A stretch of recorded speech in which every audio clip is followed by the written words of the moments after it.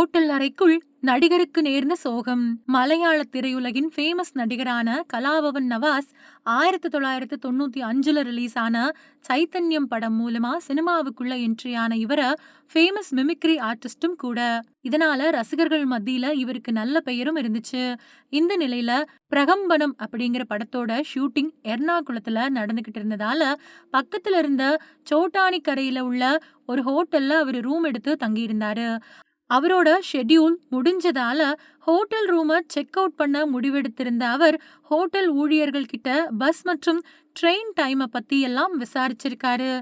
அதை பத்தி சொல்றதுக்காக அவரோட ரூமுக்கு வந்த ஹோட்டல் ஊழியர் கலாபவன் நவாஸ் மயக்கமாகி கிடந்ததை பார்த்து அவரை மீட்டு ஹாஸ்பிட்டலுக்கு அழைச்சிட்டு போனாங்க.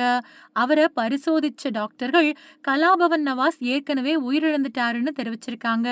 மாரடைப்பு காரணமா அவர் உயிரிழந்திருக்கலாம்னு சொல்லப்படுற நிலையில அவருக்கு வெறும் 51 வயசு ஆகிறது சோகத்தோட உச்சம்.